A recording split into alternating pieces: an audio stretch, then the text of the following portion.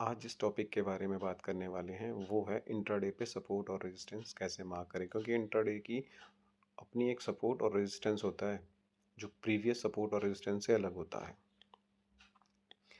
अब बात करते हैं कि हम जब भी नए ट्रेडर्स जो हैं वो ट्रेड लेते हैं तो वो रिवर्स होकर के उनके स्टॉप लॉस को क्यों हिट करता है, क्योंकि वो बिना लॉजिक के और बिना चार्ट पैटर्न को समझे एंट्री ले लेते हैं, जिसकी वजह से उनका स्टॉप लॉस हिट होता है।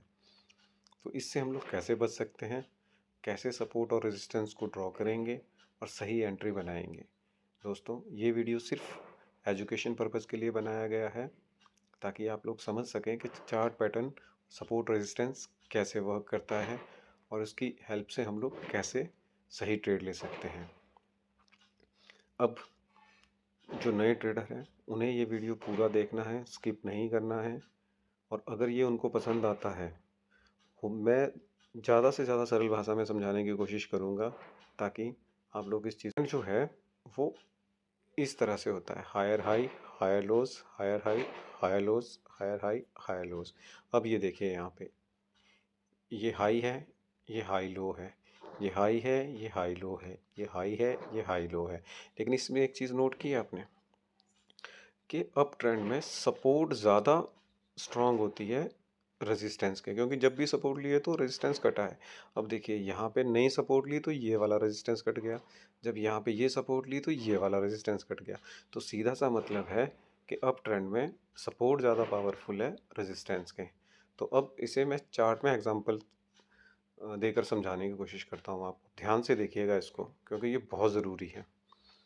मान लीजिए मार्केट यहाँ से शुरू होती है, तो इसका पहला मूव कहाँ तक है, ये देख लीजिए आप। इसका पहला मूव है यहाँ तक, तो इसने यहाँ पे क्या किया, सपोर्ट ली, रेजिस्टेंस बनाया, सॉरी। उसके बाद ये देखिए नीचे इसने सपोर्ट ली, ये इसकी पहली सपोर्ट। और जब सपोर्ट ली तो यहाँ से यहाँ तक गई, जब यहाँ से यहाँ तक गई है तो फिर इसने रिट्रेसमेंट ली है यहाँ पे।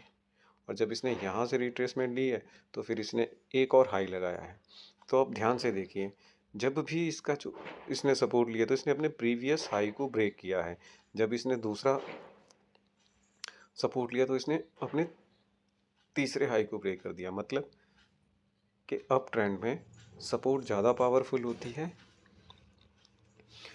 रेजिस्टेंस के मुकाबले। अब मैं समझाने की कोशिश करता हूँ कि हम लोग अप ट्रेंड में ट्रेड कैसे ले सकते हैं डबल कंफर्मेशन से। तो मान लीजिए यहाँ से मार्केट शुरू हुई और इसने पहला मूव यहाँ तक दिया, ऊपर तक मान लेते हैं हम लोग, ये इसका पहला मूव है। तो ये है इसका रेजिस्टेंस। और जब इसने इसका ये रेजिस्टेंस है तो एक सपोर्ट बनाने के लिए नीचे है और यहाँ इसने सपोर्ट बनाया, यानी कि जितनी ये यहाँ भी बन सकती है लेकिन इससे नीचे नहीं बनेगी, इससे नीचे सपोर्ट टूट जाएगी। तो मान लीजिए ये यहाँ बनी है, तो यहाँ से फिर क्या हुआ कि इसने फिर एक मूव लगाया यहाँ तक। तो जब यहाँ तक लगाया तो सपोर्ट बनाने फिर आएगा, ये देखो वैसा ही हुआ, यहाँ पे सपोर्ट बनाया।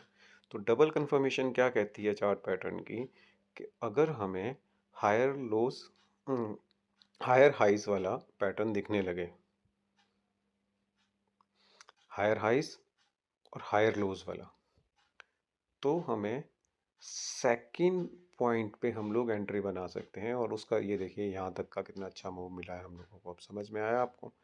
तो अगर मैं इसको सिंपल समझाऊं तो मान लीजिए मार्केट यहाँ से शुरू हुई, यहाँ इसने रेजिस्टेंस लिया, यहाँ से फिर मूव आया, फिर इसने रिट्रेसमेंट ली, जब इसने सपोर्ट बनाई तो फिर ये ऊपर की तरफ गई। अब देखिए आप, मार्केट मार्केट यहाँ से शुरू हुई है तो हमने ये इसका पहली सपोर्ट का वेट किया।